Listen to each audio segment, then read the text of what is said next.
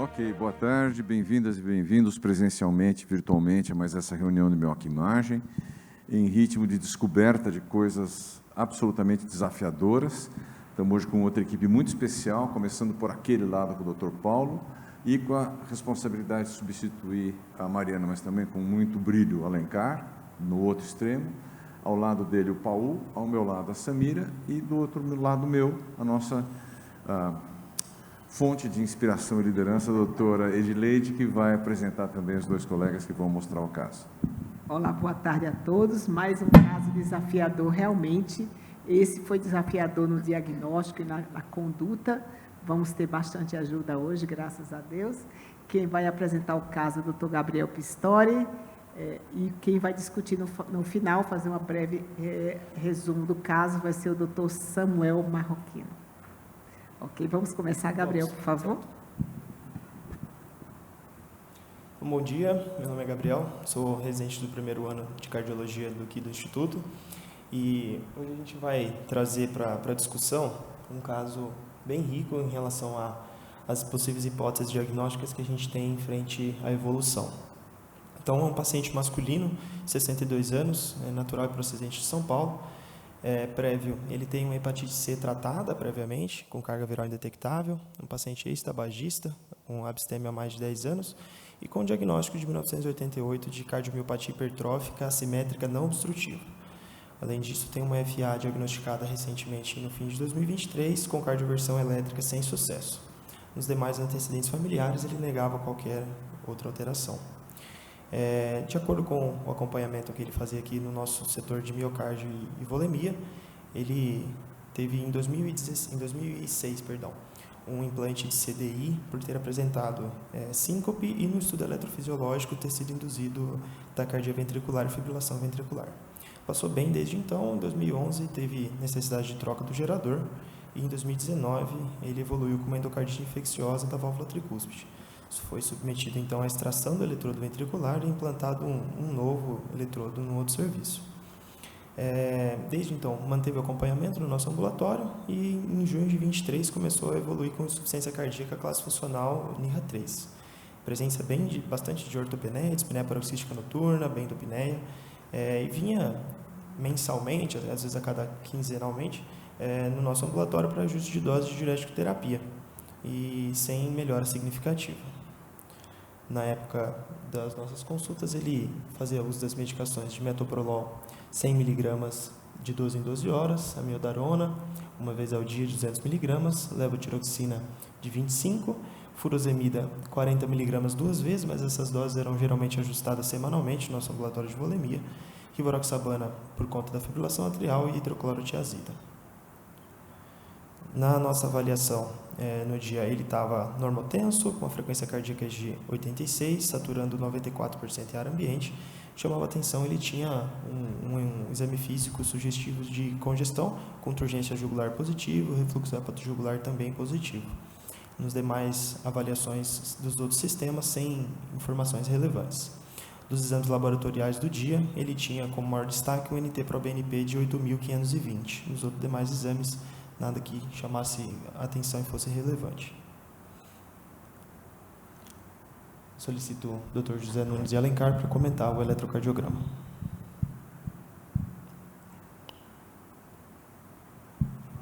Boa, tá bonitinho esse eletro, né? Começando pelo ritmo, esse eletro, se passar despercebido, pode passar batido um ritmo sinusal aqui, que não é o que ele tem, tá? Ele tem o que parece muito uma onda P, até de morfologia plus-minus ali em V1, precedendo o QRS. Vê se você consegue mostrar aí.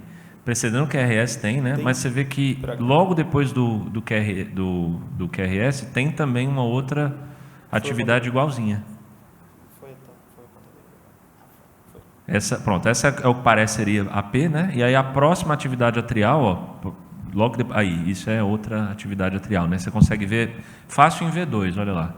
Em V2 ela entalha a onda T, né? Então é uma atividade atrial que está se repetindo, né?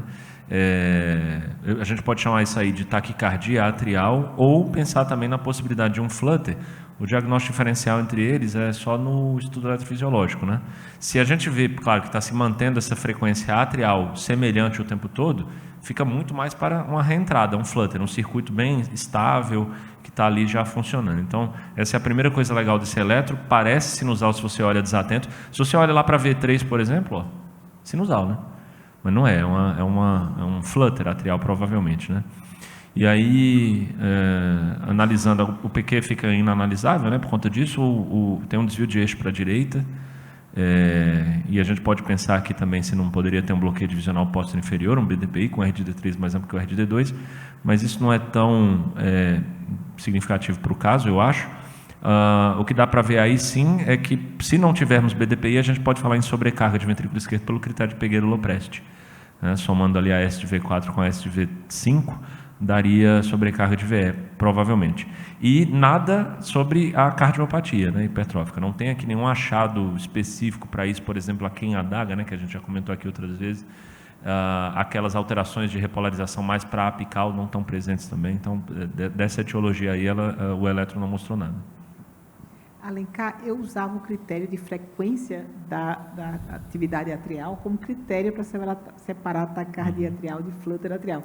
Se abaixo de 250 TAC, acima flutter. Esse critério acabou, então. Não existe mais. Não, é um bom critério ainda, fala mais a favor de ser TAC atrial se a frequência é mais baixa, né? Mas o flutter pode ter essas frequências. A TA não pode ter frequências muito altas, de F ou P, né? Agora, o flutter pode ter frequências mais baixas, então não dá para Como você colocaria daí no laudo desse eletro? Eu colocaria flutter, porque eu acho que a onda F está muito regularzinha, claro, eu só vi um pouco de tempo dela aqui, mas ela está a carinha mesmo de um flutter. Não faz diferença no final, né? Porque...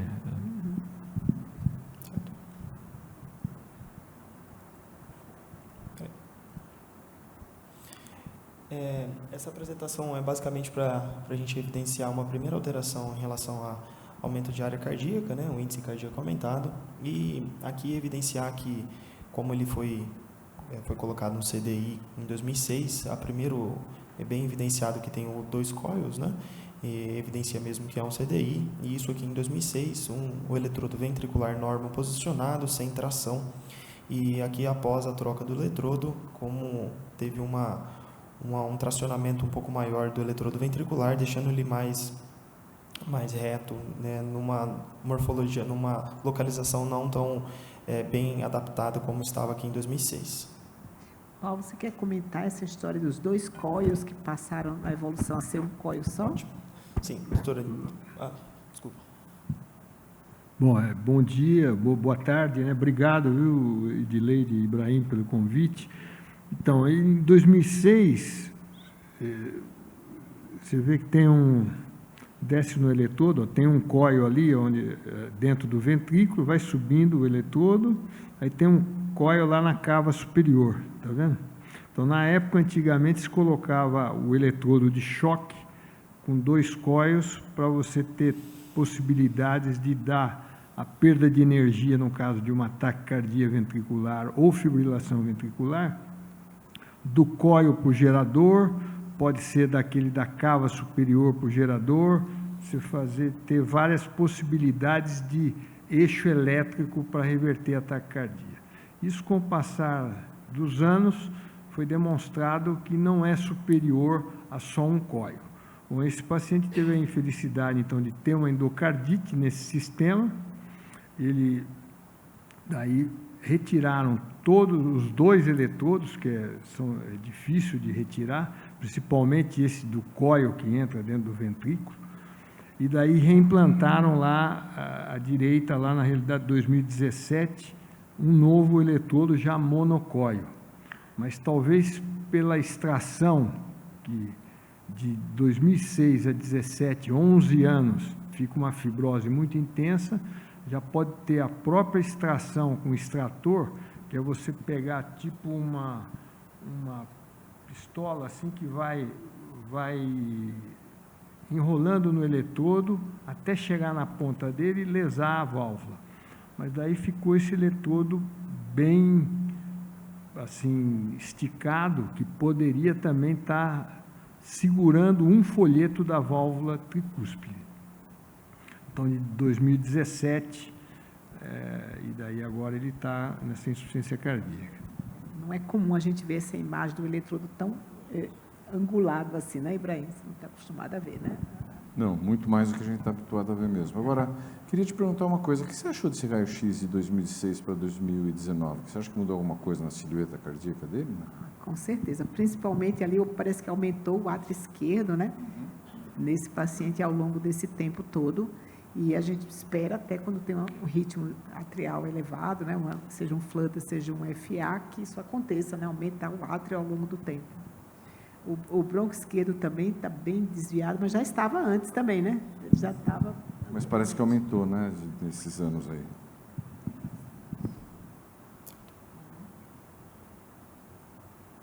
O doutor André acho que não chegou, né? Mas podemos comentar o eletro. Certo.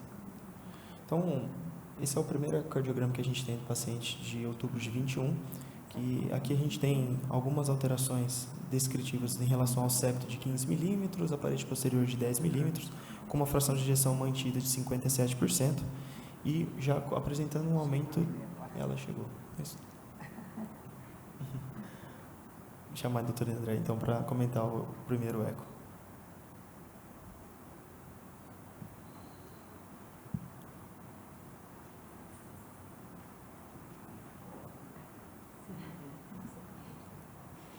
Boa tarde. Então, esse é o primeiro eco do paciente. Deixa eu só pôr mais para trás aqui. De 2021, né? Tinha um aumento discreto do septo, não é um aumento muito importante, discreto a moderado. Uma fração de ejeção preservada. Apresentava, então, uma hipertrofia assimétrica sem gradiente. Um átrio bastante aumentado e não tem descrição aqui de função diastólica, né? Não. Basicamente isso. Chamava a atenção aqui da tricúspide, já apresentava uma falha de coaptação, provavelmente decorrente aí da localização do dispositivo intracardíaco, um anel bastante dilatado, e não referia nada em relação à função do ventrículo direito.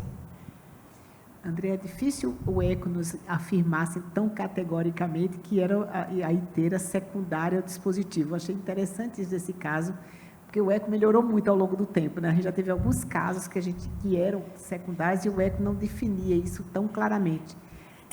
Eu não sei se esse exame foi feito como tridimensional, mas o recurso do 3D possibilita que a gente consiga avaliar adequadamente a tricúspide, os 3 folhetos, né? E a localização do dispositivo. Hoje em dia tem trabalhos mostrando que dependendo de onde se localiza o dispositivo, ele pode realmente prejudicar a coaptação dos folhetos, levando a uma insuficiência tricúspide, né? E isso leva a um remodelamento, principalmente dilatação do átrio, e acaba tendo uma piora aí, contínua ali do refluxo. Então, o eco hoje consegue ver, mas o recurso que ajuda bastante é o tridimensional. Eu já tive alguns pacientes que eu suspeitei, agora eu já sei, eu vou pedindo com eco 3D para a gente localizar melhor. Perfeito. Paulo, não seria interessante fazer o implante guiado, no caso de tricúspide, principalmente, guiado pelo eco, porque assim, era uma coisa que, de repente, você poderia corrigir na sala do implante, né? Não sei se isso é viável.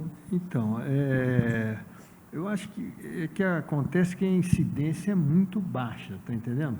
Precisaria ver se custo-benefício, ou criança, doente que tem algum problema já na tricúspide, talvez possa ser útil. Aí, talvez, ficou nessa posição por causa na extração, porque o eletrodo ele fica também nas cúspides, às vezes fica fibrosado na própria válvula. E para soltar, para tirar, no caso de uma infecção, lesa a tricúspide, está entendendo?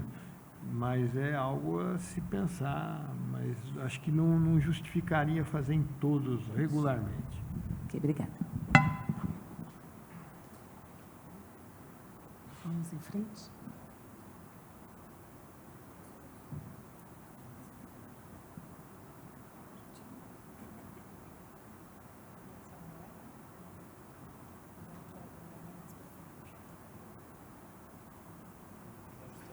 Não está passando?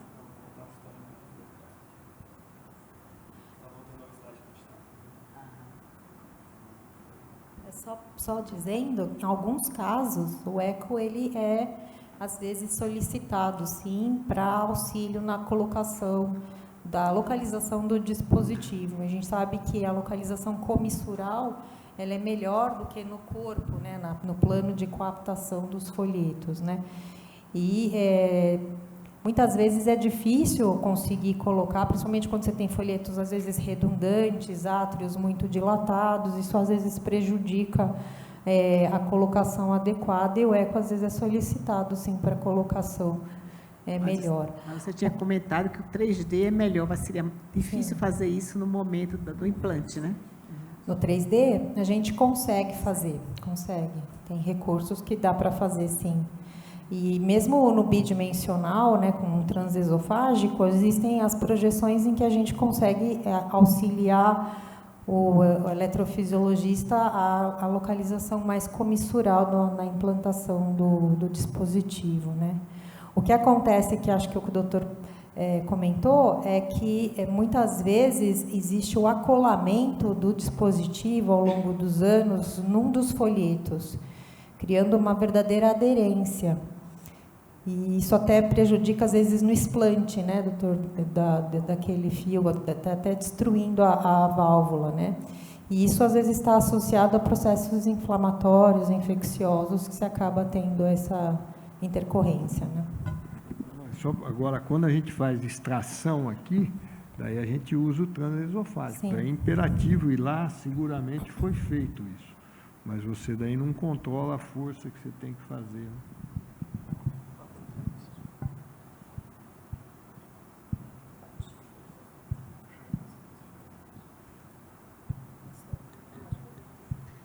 Então, só mantendo a linha do tempo da nossa avaliação, um paciente com diagnóstico de hipertrófica em 88, implantou CDI em 2006, trocou o dispositivo ventricular por endocardite infecciosa em 2019, tem o eco que a gente acabou de comentar com insuficiência tricúspide importante em 2021, e agora, em junho de 23, ele apresentou uma piora de classe funcional 3 para 4, durante as nossas avaliações na volemia. Foi, devido à manutenção da classe funcional 3, foi solicitada a avaliação da equipe de TX, de transplante cardíaco, e foi realizada manometria e painel linfocitário para suceder a investigação. O que a gente pode ver nessa manometria é um aumento da pressão média do átrio direito, então a gente tem um aumento de câmara direita e com demais pressões mantidas o resto das outras cavidades. Tem uma pressão de átrio esquerdo normal, uma pressão de ventrículo esquerdo normal e uma pressão pulmonar também normal. Isso também chama bastante atenção. Pensava mais na etiologia valvar tricúspide mesmo e os demais pressões mantidas. Acho que essa manometria foi bem elucidativa em mostrar que a única pressão aumentada aqui era do átrio direito. Então, a gente estava aqui, nossa, já pensaram, a artéria pulmonar deu 25, não era sistólica.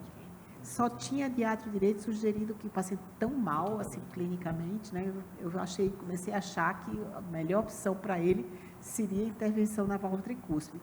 Mas já tinha sido pensado em transplante e tudo mais, o paciente tem um insuficiência tricúspide aqui e uma pressão alta exclusivamente no átrio direito.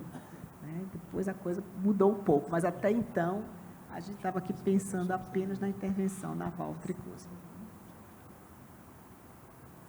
Então, frente ao caso que a gente tem, além de novo ecocardiograma, você solicitaria algum desses exames para investigação da piora da classe funcional? Alternativa A, coronariografia. Se o senhor quiser. Doutor Ibrahim. Eu vou só orientar as perguntas aqui. Quem pediria uma coronariografia pensando que esse paciente podia ter doença coronária justificando essa piora? Ela levantou as duas mãos ali. Estava com frio na mão, agora é tarde, botou. Quem pediria Holter de 24 horas? Tomografia com realce tardio?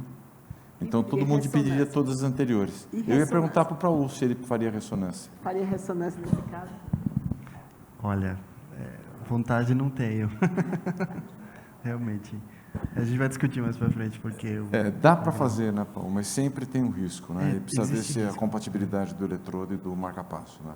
Exato. Do dispositivo, não do marca-passo, do dispositivo. E a gente for ver na literatura, até o Dr. Paulo pode comentar, aproveitando o gancho, tem poucos estudos e tem que prestar atenção também nos estudos. Se tem 3 Teslas, 1,5 Teslas, se o paciente fez um exame de coração, foi de crânio, então sempre olhar com muito detalhe essas informações. Se tiver uma opção, melhor. Quer comentar, Henrique? Cadê o microfone? Eu, sem nenhum conflito de interesse, eu acho que eu pediria uma cintilografia para esse paciente, né?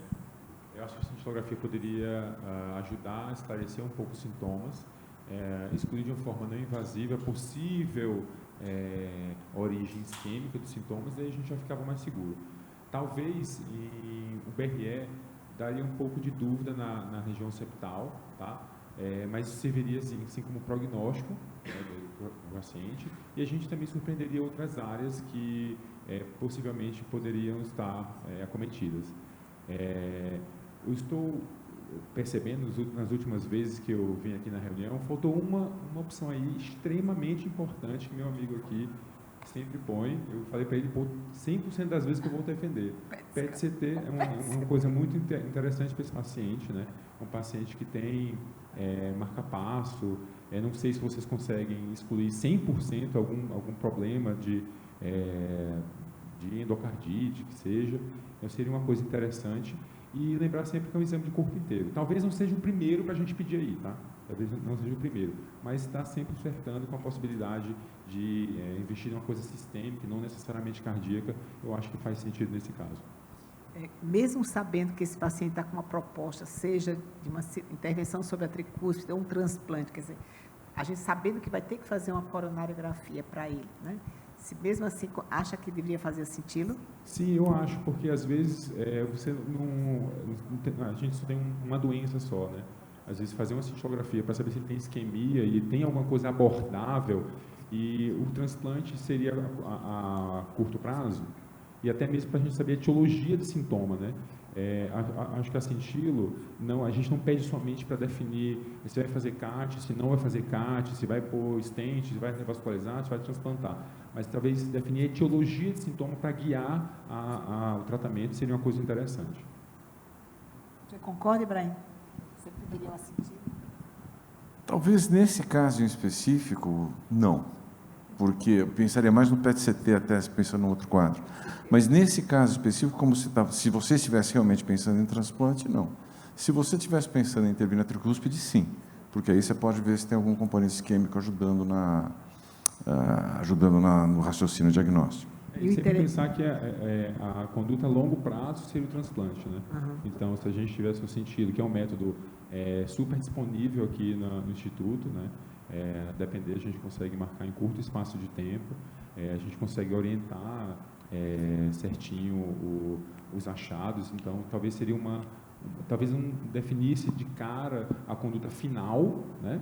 Mas se visse para dar um respaldo para o paciente.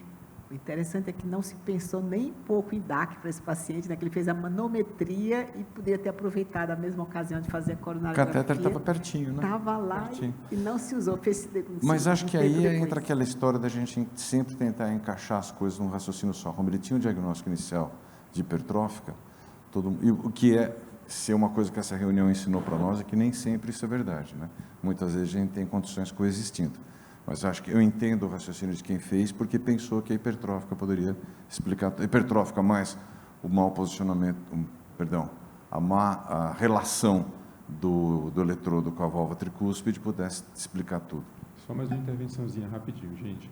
Lembrar que a hipertrófica tem vários outros fisiopatologias de indução de isquemia independente de lesão coronariana, né? Então, se a gente via alterações estruturais, alteração de pH, a gente teve uma aula aqui brilhante da doutora Júlia na sexta-feira passada, e ela explicou a fisiopatologia de isquemia na hipertrófica, que às vezes não está somente dependendo de placa, né? Obviamente. Tem uma interseção muito, muito importante entre pacientes hipertróficos e DAC, dor torácica e hipertenso, né, que são diagnósticos diferenciais, mas serve também para a gente agregar prognóstico no paciente.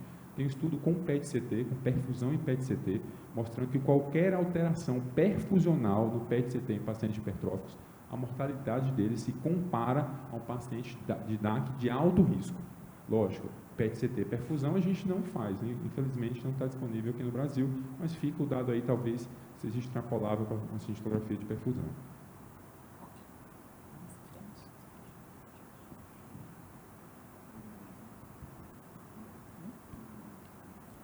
E aí, outra pergunta, qual o principal problema deste paciente? Muito bom. Quem acha que é DAC, que foi o que não foi pensado até agora? Ele ali levantou a mão.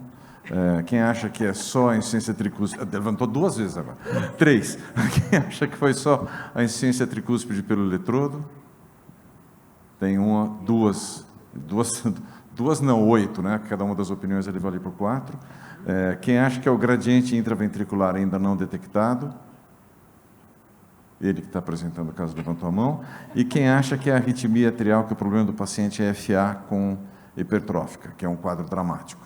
O Eduardo levantou a mão. Mais 4 votos. Então, temos 8 votos para a insuficiência provocada pelo eletrodo, 4 para a arritmia atrial e 4 do gradiente intraventricular. Você vota em qual? A IT severa. 16. Então, está ganhando a IT severa pelo eletrodo. A Samira também votou, né? Então, 32. Pronto, agora. Ganhou a IT severa. Só uma pergunta.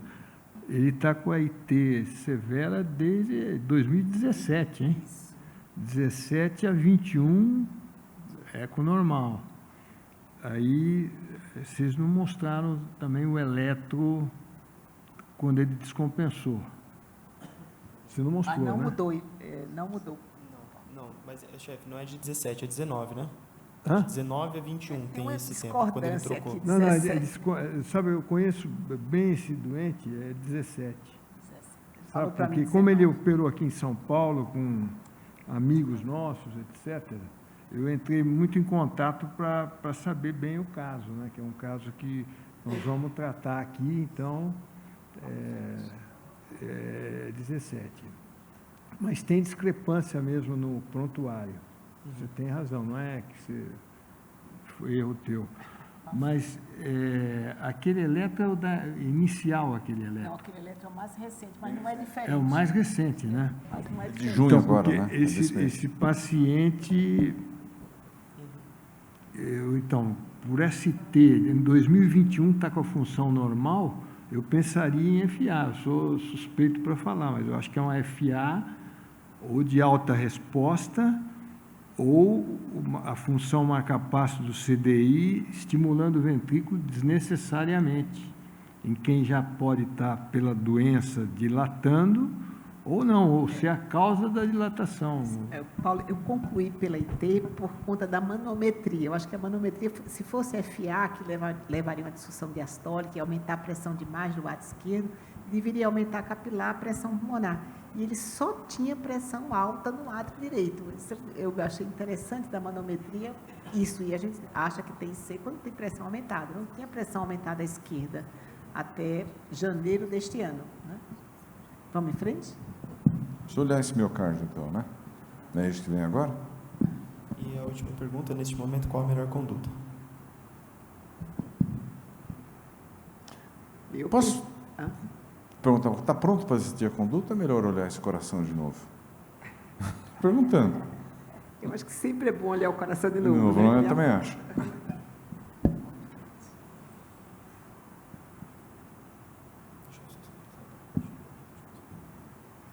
Então, novamente o eco. Esse eco a gente fez recentemente no setor, agora em junho. Então, aqui a gente tem o par external longitudinal. Deixa eu colocar um pointer para ficar mais fácil. Então, nessa projeção, a par external longitudinal, E aqui do lado é uma aquisição tridimensional, onde a gente faz 12 cortes para avaliação, são 12 projeções, né? Mas a gente consegue ver desde a região basal do ventrículo até a região apical. A ideia aqui era vocês verem a hipocontratilidade difusa, essa movimentação anômala do septo, tá? O paciente fez com uma frequência cardíaca em torno de 90 batimentos, bastante sintomático, com dificuldade de tolerância de decúbito, tá? A gente teve que fazer o exame do paciente semi-deitado. As medidas do septo e parede posterior semelhante ao que já foi apresentado em eco anterior, e as dimensões do ventrículo esquerdo dá um pouquinho, dá normal, mas o volume deu um pouco aumentado, tá? Do ventrículo esquerdo. Chama a Andréia, atenção... volume diastólico ou sistólico deu aumentado ou os dois? Oi, Qual o volume diastólico. do diastólico? O sistólico dá também, porque ele acaba ficando com disfunção, né? Eu vou mostrar agora aqui. Aqui na avaliação de 4, 2 e 3 câmaras, então chama bastante atenção o tamanho dos átrios, os 2 átrios bastante dilatados, esse volume residual que fica sistólico, denotando realmente um déficit de contratilidade com função sistólica reduzida. Vejam que isso aqui é um contraste espontâneo que a gente consegue ver, tá? Aqui nas câmaras esquerdas. O strain deu de 10,6%, né? O normal acima de 18%. E no strain longitudinal segmentar, a gente vê que a maior redução, ela ocorre nos locais onde existe maior hipertrofia, tá? Então, o septo é mais hipertrófico, deu a maior redução aqui da deformação. A gente chamou um pouco a atenção a parede lateral desse ventrículo, a gente achou uma parede mais fina, sabe? E acabou também tendo uma redução aqui da deformação na parede lateral. A fração de ejeção pelo método tridimensional ficou 27%, então uma disfunção importante. Novamente eu chamo a atenção aqui o tamanho dos 2 átrios, né? Muito grande os átrios. E o ventrículo direito também deu reduzida, uma fração de ejeção de 39%, um FAC de 34% e um TAPSE de 11%, isso pelo método tridimensional. Então, disfunção biventricular. Aqui é para a gente conseguir avaliar a tricúspide, tá? O cabo do marca-passo, ele fica nessa projeção aqui, a gente está vendo o folheto posterior e anterior da tricúspide, e o cabo do marca-passo, ele fica bem no meio, ali acaba realmente alterando um pouquinho a coaptação dos folhetos. A IT deu importante, e a pressão sistólica da artéria pulmonar de 35, tinha sinais de hipertensão pulmonar. Como ele faz uma discreta falha de coaptação, esse gradiente VD-AD que a gente pega, que é por onde a gente estima a pressão sistólica da artéria pulmonar, não reflete a verdadeira pressão sistólica, a verdadeira pressão pulmonar, exatamente por conta da falha de coaptação. E, novamente, foi medido o anel tricúspide, e o anel tricúspide se mantém em 42, o que já foi descrito no último exame. Deixa eu só pegar aqui.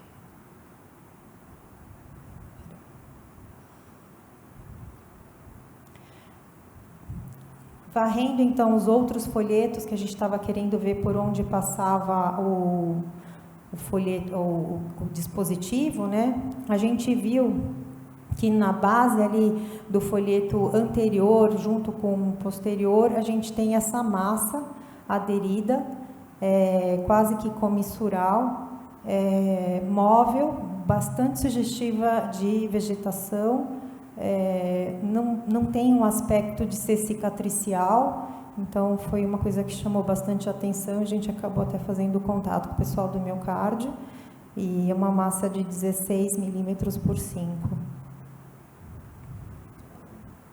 mostrar aí para vocês.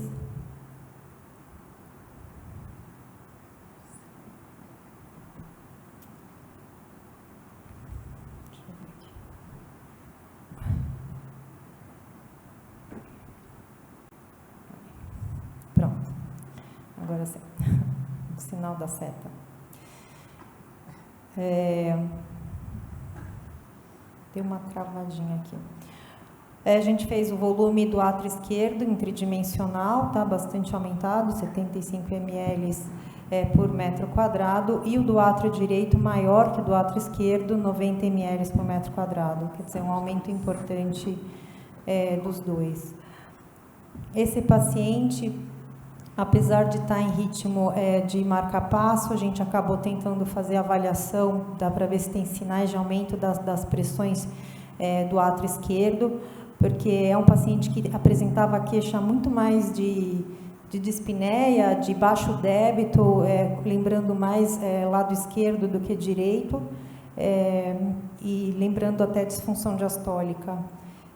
A insuficiência mitral a gente deu como discreta moderada, e todos os parâmetros de disfunção diastólica, neste caso, mostraram pelo Doppler da veia pulmonar que esse paciente apresentava praticamente a ausência da onda S, determinando só apenas a onda D proeminente, mostrando aí sinais de aumento da pressão do átrio esquerdo, em detrimento ao que foi visto na manometria, tá?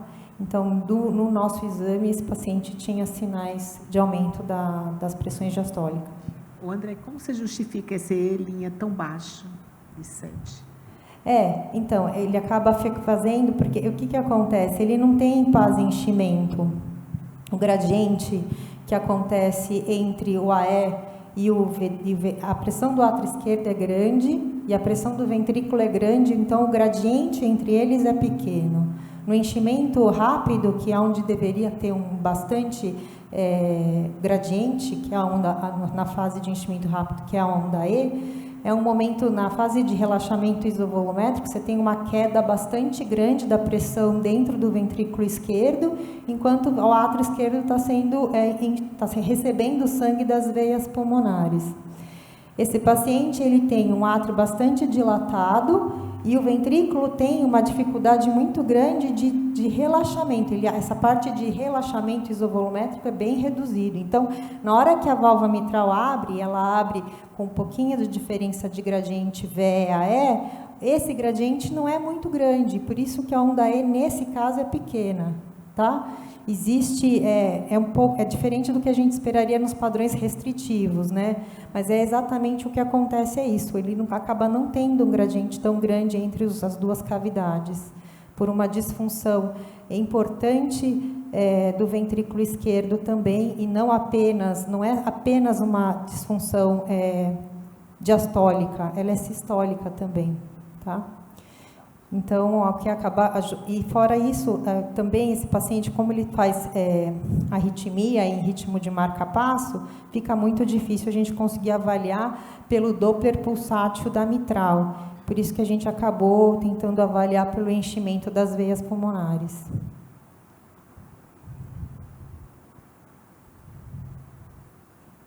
Deixa eu só passar o próximo.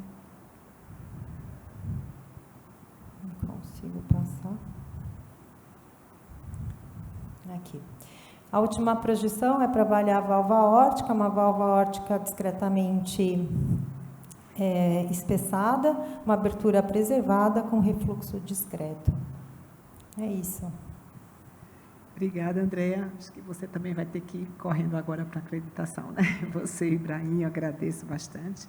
Mas parece que agora o paciente virou um outro paciente, né? Que ele não tinha disfunção sistólica, passou a ter, né, Gabriel? Vamos então.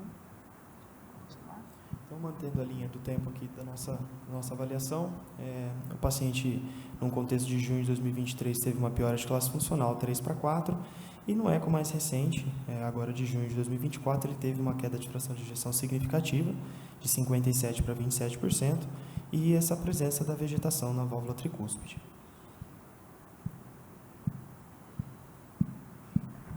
Você não falou das hemoculturas. Tá. Uma informação relevante da internação, né, que tem os pares de hemoculturas coletados em intervalos de 48 horas em 48 horas, e das 6 totais, apenas um foi um coccus gram-positivo na cultura do dia 13 do 6, e, a princípio, contaminação, pelo que está descrito em prontuário nas culturas, e as outras fecharam negativo.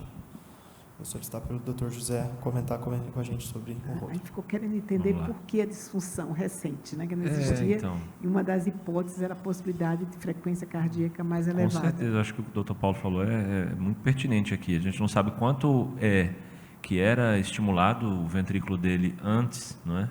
Agora ele estando em arritmia, não é? Ele pode em alguns momentos fazer umas pausas mais prolongadas e o marcapasso do CDI acabar entrando, né? Então, olha lá, ele tem 15% dos batimentos com captura ventricular. Será que esse número era menor antes? Isso pode entrar como um player aqui na jogada, né? Que a gente tem que levar em consideração. Então, na figura aqui se vê bem, ele está ainda fazendo o mesmo ritmo atrial repetitivo, né? O marcapasso do CDI está inibido, ele deve estar funcionando muito provavelmente no modo VVI, né? Deve ter ligado um mode switching aqui, ou já é VVI a configuração, e ele só entra nas pausas mais prolongadas, e entra na frequência ali por volta de 60 por minuto, né? Mas está entrando, e não sei como é que era antes. Em outras figuras desse Holter, que eu cheguei a dar uma olhada, ele faz ou extrasístoles ventriculares, né? Estão descritas ali como 169, ou mesmo o fenômeno de Ashman, que é um batimento um pouco mais precoce, e aí pode ser que seja um BRD fisiológico mesmo, aberrante. Então, eu não sei se vocês vão chegar a falar sobre isso, mas foi aventada a possibilidade de tentar uma cardioversão nele para ver como é que ele responderia? Já foi tentado inicialmente. Nesse momento, não mais. Aqui a gente estava focando na infecção, né? Tentando entender, mas a gente não cogitou cardioversão neste momento agora. Já está com arritmia já de longa data, talvez. Ele tem o átrio muito dilatado, então a chance de sucesso mas isso é um muito flutter. grande. Isso é um flutter, acho que... Mas eu acho que ele, às vezes, o que a gente observa é que ele, às vezes, desencadeia outro mecanismo de FA pós-reversão também. Então, assim, não é na nossa prática a gente fazer, não. A gente sabe que realmente vai evoluir ou com o FA ou vai refazer novamente o circuito, pelo tamanho do átrio esquerdo.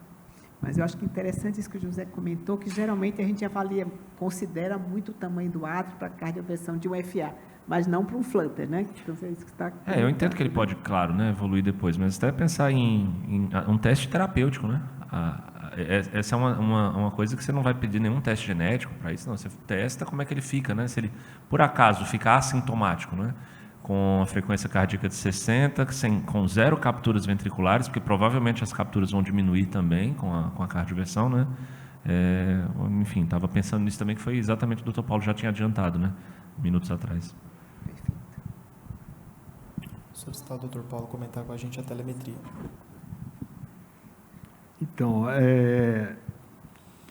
FA, o marcapasso, a função marcapasso do CDI, ele registra. A frequência ventricular intrínseca é em torno entre 75 e 90. Hoje, quando eu fui interrogar agora há pouco, ele estava com 90 de frequência ventricular.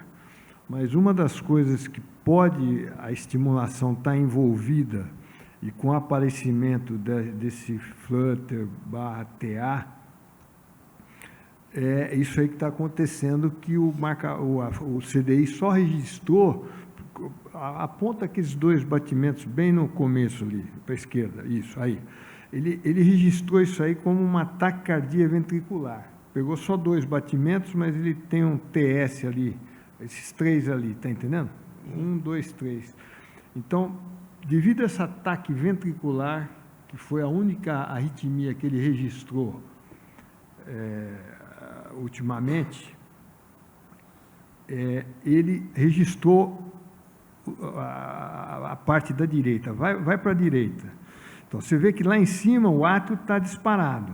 E aí você tem uma rajada de 3 batimentos que são do marcapasso. Então, gatilhou, aí aquilo que o Alencar já falou, provavelmente o mode switch, está com frequência alta, para de seguir. Aí não preenche critério, ele volta a gatilhar 4. Então, esse tipo de estimulação desnecessária, porque ele não tem bloqueio AV, ele tem condução AV 2:1 no ritmo atrial. Então, isso aí pode levar à disfunção. Então, ficar 2023 junto com a hipertrófica e com a história natural da hipertrófica, né? Aí fica dando essas rajadas e daí o aparelho não registra. O que o mode switch, a mudança é interessante, mas esse paciente, a gente daí agora desligou totalmente isso aí, quer dizer, ele não segue o átrio em hipótese nenhuma. Então, isso pode ser uma das causas da disfunção que levou mais disfunção. Paulo, só explicando para quem não tem muita familiaridade com a telemetria, né? Aquele canal de cima é o atrial. Mostra lá de cima. Ó. Então, o átrio está naquela frequência do Holter e do eletro que já foram vistos. Tá certo? Embaixo é o ventricular. Ali é uma TV. E nesse traçado aí não tem nenhuma, nós não batemos a foto, mas nenhum QRS autônomo dele. Hoje ele estava tudo com QRS autônomo igual do Holter, igual do eletro que o Alencar já discutiu, né? Então, só que aí está com a estimulação artificial desnecessária. Então, para quem programa, o mode switch é ótimo, mas é melhor Explica você pra gente não... esse switch. O switch é o seguinte, o médico, de acordo com a idade, o bloqueio que o paciente tem, você pode chegar e falar assim, a partir de 150, se o átrio passar de 150, para de seguir o átrio. Então, normalmente é uma receita mais ou menos de bolo, quem tem sinusal com remédio, que não vai acelerar muito, ou é uma doença do nó sinusal. Por quê? Porque se o átrio ficar em taque atrial ou FA, ele para de seguir e gatilhar. Se já é um bloqueio AV total congênito, você coloca essa frequência, até desliga essa frequência. Então, isso aí é para proteger o marca-passo, estimular em frequência alta, porque o átrio está em frequência alta. Está entendendo? Então, você avisa... aí está em torno de 150 o átrio, está vendo? Praticamente 150. Aí teria que ser superior a 150. Então, ele às vezes preenche o critério, ele para de seguir, depois volta a seguir, porque variações pequenas. Então, isso é deletério, né? E esse doente não precisa de estimulação ventricular. O cabo ventricular dele é por causa do choque. Vocês veem que ele tem frequência adequada lá, 2:1, naquele flutter atrial lá. Não sei se eu fui claro. Então, foi solicitado também como investigação de DAC ao cateterismo, que evidenciou para a gente, basicamente, coronária direita com discretas irregularidades parietais em todos os seus ramos. Na coronária esquerda, um tronco de bom calibre, também com discretas irregularidades parietais. E o que mais chamava a atenção é o segundo ramo diagonal, que tem grande importância, e 60% de obstrução entre o terço proximal e o terço médio. Demais outras artérias com discretas irregularidades parietais. Você precisa, Dr. Paulo, comentar com a tomografia.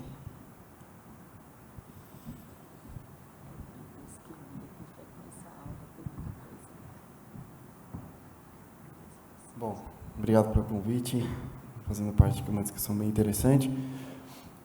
Tocar um pouquinho o ponto em relação à realização de ressonância, não foi possível, não é má vontade. Eu vou mostrar uma imagem, só falando da questão de segurança, mas também tem vezes que, imagenologicamente, a gente não consegue enxergar o coração pelos artefatos. Então, foi decidido fazer uma tomografia.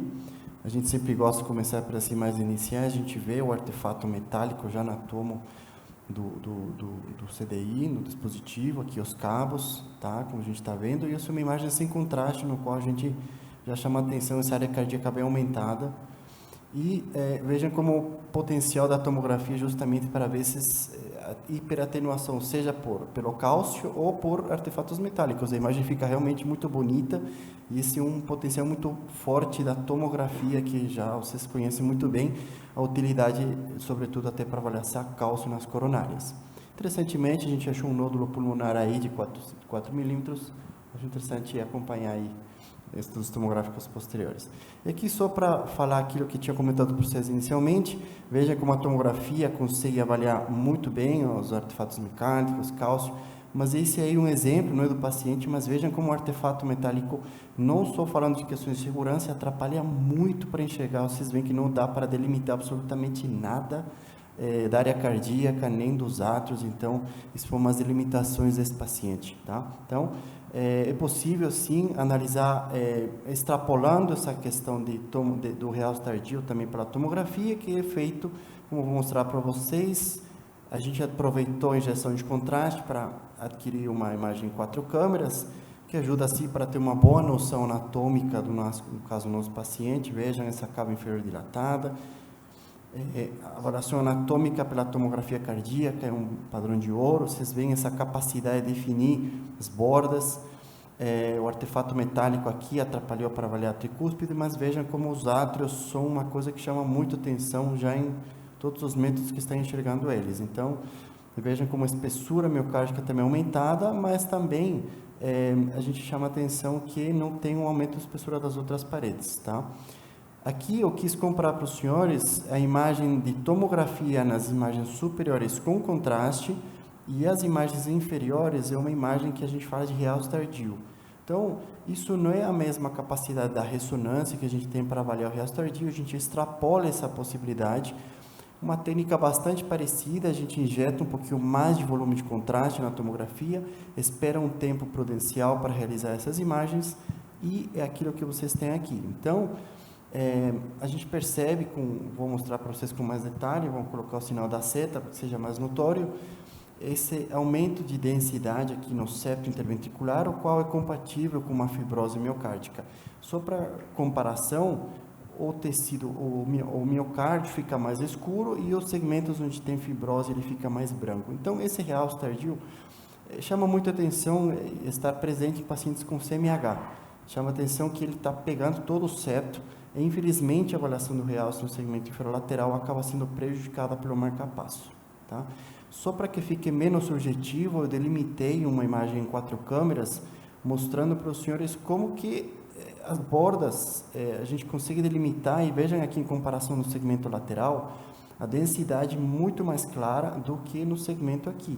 Muito cuidado com não confundir com artefatos de marca-passo, mas claramente vocês veem aqui no septo que tem bastante realce tardio de padrão não coronariano, justamente porque vocês veem que tem uma camada mais escura no subendocárdio. Então, provavelmente, como o Dr. Paulo já bem citou, pode ter um componente também junto da evolução da própria doença do cardiomiopatia hipertrófica ao longo de tanto tempo de evolução também. Então, a gente compara nessas imagens aqui também, vejam em eixo longo a presença de realce tardio, e aqui, se vocês verem com muito mais carinho, mais detalhe, essa faixa branca, sinalizando aqui também a presença de realce tardio, tá? Só para vocês enxergarem. Foi feito também um protocolo TEP, qual mostra que não tem sinais de falhas de enchimento, então, pensando em componente direito, que seja por um tromboembolismo pulmonar crônico, não chama atenção nesse caso, mas vejam interessantemente essa dilatação da cava inferior, como vocês já tinham avaliado e descrito. Portanto, os achados da tomografia com a análise de realce tardio chamam muito atenção a presença e extensão do realce tardio nos segmentos de mais hipertrofia, colocando como um fator agravante a própria doença que o paciente já possui.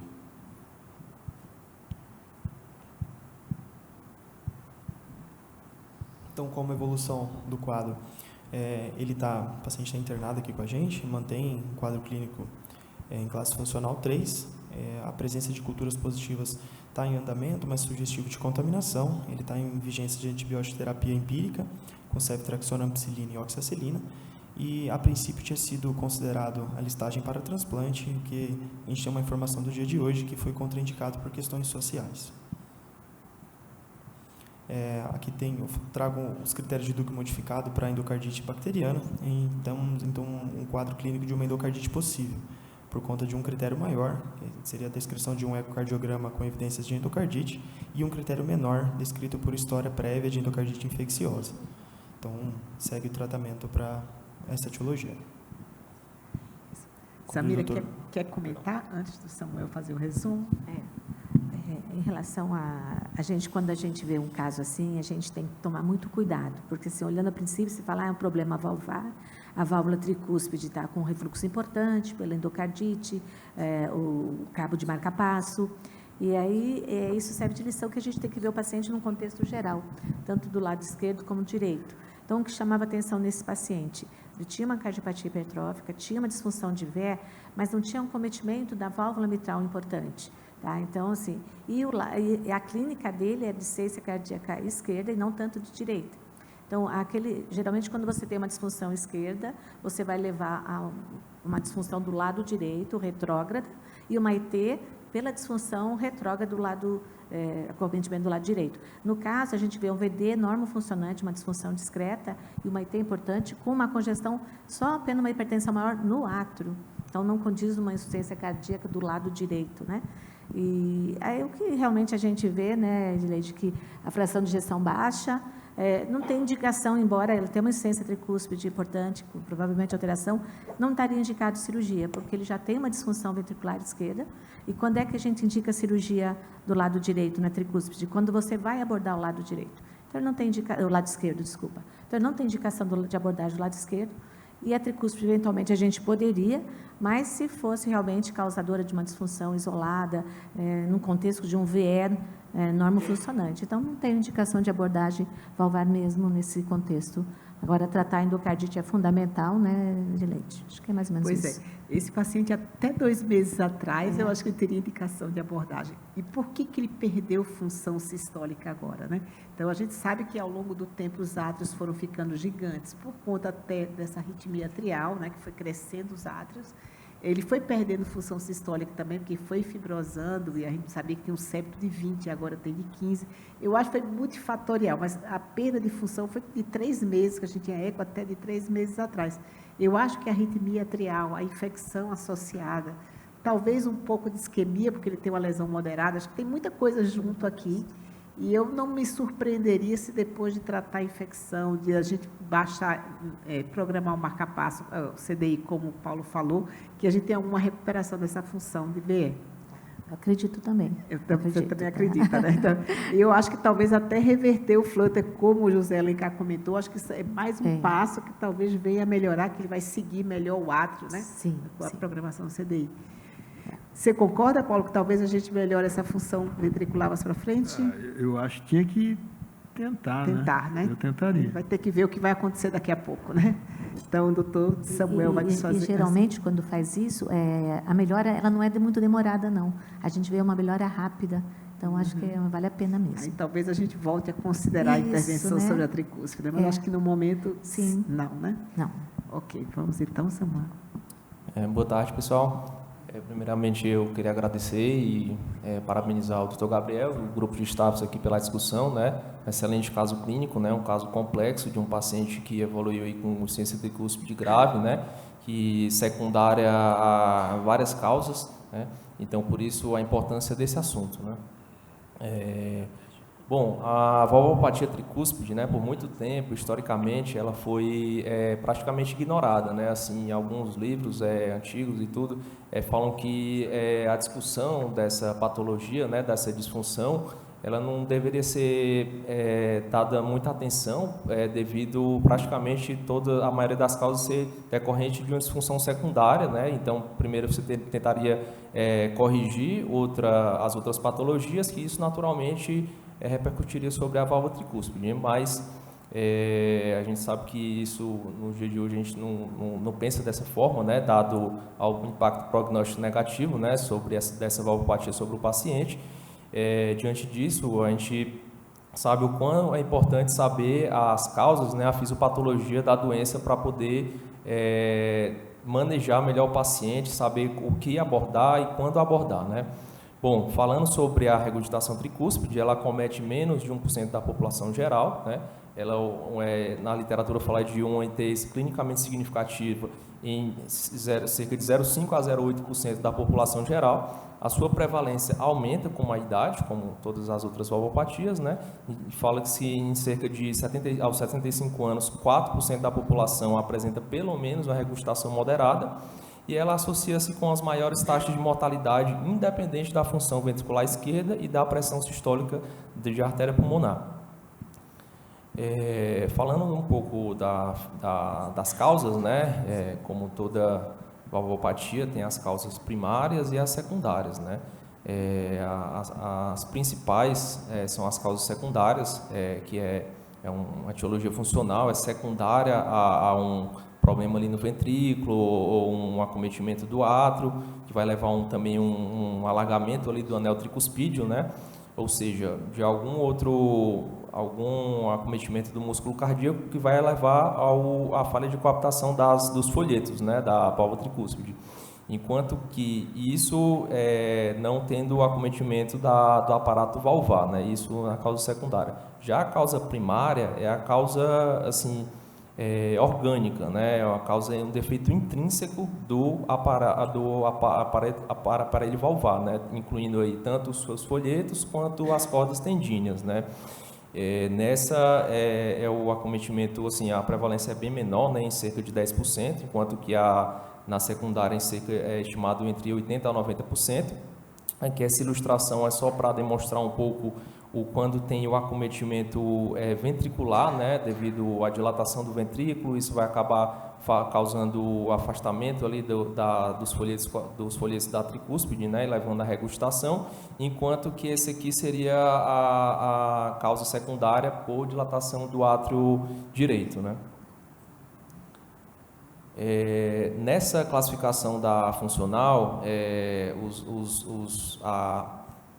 através do ecocardiograma, né, nós podemos verificar e estimar qual seria a principal causa, né. Aqui demonstra principalmente uma causa secundária atrial, né, que a gente vê que a válvula tricúspide que tem um formato de cela, né, ela começa a ficar com um plano mais horizontalizado, ela fica com o plano de coaptação um aspecto mais plano, né, e o ventrículo ele não muda muito o seu tamanho, né, assim, ele fica no formato triangular, né, só apenas o átrio que fica dilatado, enquanto que aqui na disfunção ventricular, a gente pode ver que um ventrículo maior, mais um formato elipsoide, né, e que causa essa falha de coaptação aqui mais de um formato triangular, né, chamado de Tetrin, né. Bom, falando um pouco mais, destrinchando as causas, né, dentre as causas primárias, como eu falei, que representa cerca de 5 a 10% dos casos, a gente vale a pena lembrar das anomalias congênitas, né, que aí vai se incluir aqueles que têm o deslocamento apical, como a anomalia de Epstein, ou a defeito do folheto, né, que a gente vê no pacientes que têm defeito do septo atrioventricular, paciente com atresia da tricúspide. Uma causa importante seria as infecções, né, e hoje a gente vê com o avanço aí de muitos pacientes usando também catéter de longa permanência, isso predispõe também mais risco de endocardite, né, uma causa importante. A gente vê aqui nessa imagem uma vegetação acometendo a válvula. Processos infiltrativos também é importante lembrar.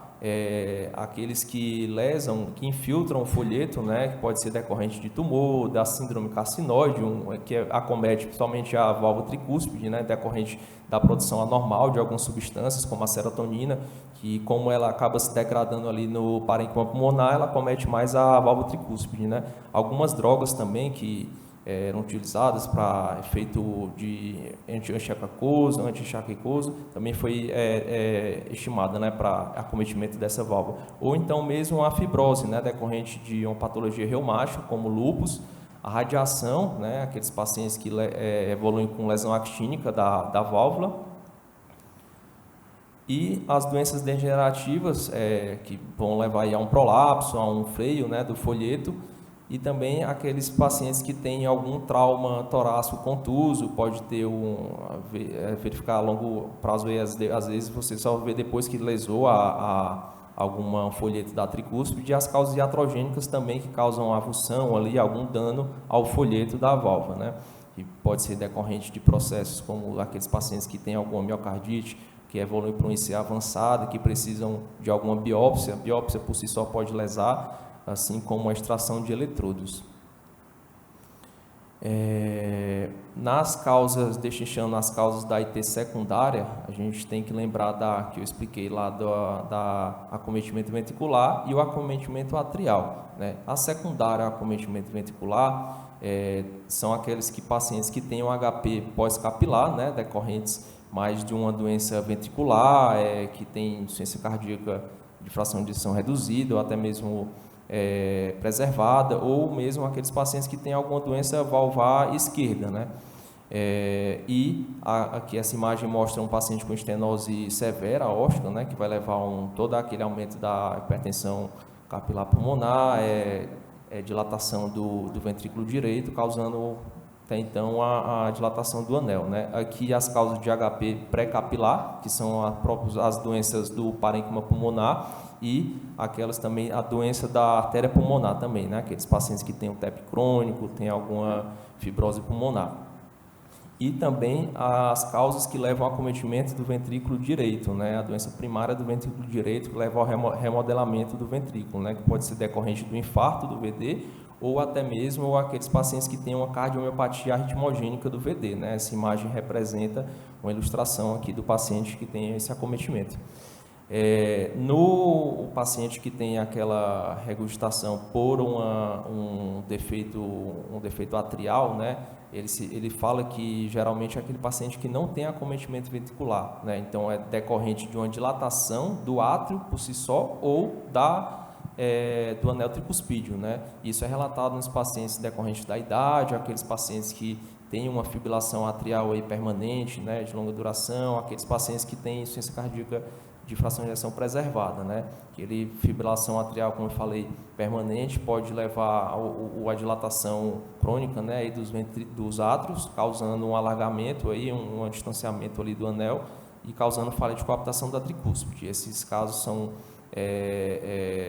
a gente tem que excluir as causas do ventrículo, as causas também propriamente da própria válvula, né? E saber que essa causa secundária é a mais prevalente, né, 80%. Né?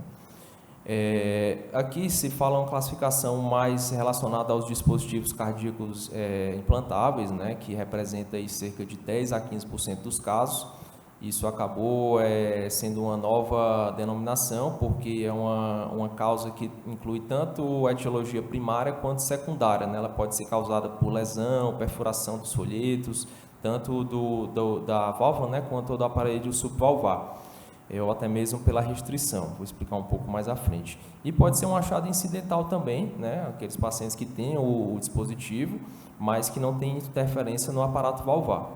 Samuel, você podia ser um pouquinho mais rápido, porque a gente avançou bastante. Aqui só para ilustrar e resumir as causas, né, como eu trouxe, que vai ter a dilatação do ventrículo, aqui mais da atrial, e aqui a causa primária. E falando um pouco mais a respeito da insuficiência tricúspide relacionada aos dispositivos, né, vai incluir tanto a causa primária como secundária, as características epidemiológicas, o manejo e as opções terapêuticas são distintas, a taxa de T moderada é importante em pacientes com dispositivos, ela é maior em relação à população geral, está associada a maiores taxas de hospitalização por IC e mortalidade. Porém, nem todos os pacientes com dispositivo, eles têm regurgitação tricúspide, pode ser um achado incidental, né? A literatura fala que 60% dos casos de piora da regurgitação após o implante foram de outra origem, um FA ou uma cirurgia aberta prévia, né? A fisiopatologia, só falar que, como eu falei, tem a causa primária, que é um dano direto ao aparelho valvar, com a perfuração ou laceração dos folhetos, bem como a perfuração do músculo papilar. E pode ser secundária a tração ou aprisionamento das cúspides, ou mesmo um emaranhado do eletrodo com o aparato subvalvar. Pode ser também secundária a cardiomiopatia induzida pela estimulação ventricular artificial, e os fatores relacionados ao implante dispositivo, como o mecanismo de fixação, diâmetro, número de eletrodos implantados, acaba influenciando nesse acometimento, né? Essa figura só mais para ilustrar aqui, aqui tanto na sístole como na diástole, o eletrodo pode acometer o folheto. Aqui a gente está vendo um fluxo regurgitante aqui a partir do folheto também, aqui a partir do folheto e um fluxo mais central. Aqui quando o eletrodo tanto acomete o músculo papilar quanto a corda, e aqui quando a gente tem uma calcificação, ele acaba pegando ali de uma forma crônica a região da válvula tricúspide, né? Bom, a abordagem, a presença do eletrodo pode ser um tratamento desafiador, né? A presença é necessário um especialista em estimulação cardíaca artificial no HeartTeam para tomada de decisão no planejamento terapêutico da abordagem da IT. Pode ser feito um tratamento clínico, percutâneo ou cirúrgico convencional. A realização da extração transvenosa do eletrodo deve ser sempre considerada, porém, estima-se uma piora da IT aí em até 15% dos casos. Em compensação, cerca de 40% a 60% evoluíram com melhora da regurgitação para leve ou moderada. Isso é um tema de debate aí, porque esses pacientes podem evoluir de uma forma não desfavorável e ser contra também possíveis abordagens no futuro.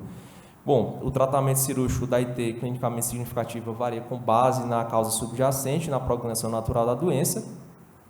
Os pacientes com doença valvar tricúspide isolada e IC avançada refratária ao tratamento clínico é indicado sim a intervenção cirúrgica, mais classe 2A, e as terapias percutâneas para o tratamento de IT importante incluem a clipagem valvar, a troca valvar ortotópica, os dispositivos heterotópicos que utilizam os implantes de válvulas uni ou bicavais.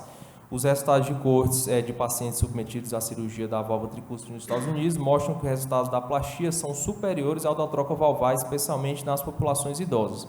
Isso, quando você realiza a plastia, é melhor porque você pode preservar os eletrodos, pode preservar o aparato valvar, evita a anticoagulação do paciente, enquanto que na troca valvar a gente tem que trocar todo o dispositivo e no futuro o paciente tem que evoluir para colocar um dispositivo do tipo leadless. Essas são as referências. Obrigado. Última pergunta para a gente encerrar a reunião. Samira, se esse paciente tivesse função de veia normal, sua indicação seria mais uma toracotomia ou a gente tentar uma abordagem percutânea da válvula tricúspide? A gente lembrar que ele está na vigência de uma endocardite. Então, o percutâneo Esquecendo não... endocardite. Hã? Esquecendo endocardite, endocardite. Disfunção. Não, se ele tem função ventricular preservada, a indicação de você fazer percutâneo depende da disfunção do ventrículo direito. Então, se ele tem, no caso nosso, uma disfunção discreta, não tem por que a gente fazer percutâneo, porque a gente ainda estamos no início, a gente não sabe o quanto vai durar o dispositivo, as complicações. Ele é um paciente jovem. Ainda a indicação do percutâneo está para aqueles pacientes de exceção, de alto risco cirúrgico, mais idosos, tá certo? Nesse sentido. Perfeito. Vamos agradecer aos nossos 2 convidados especiais de hoje e agradecer a presença de todos. Obrigada e um bom dia. Obrigada, Ricardo.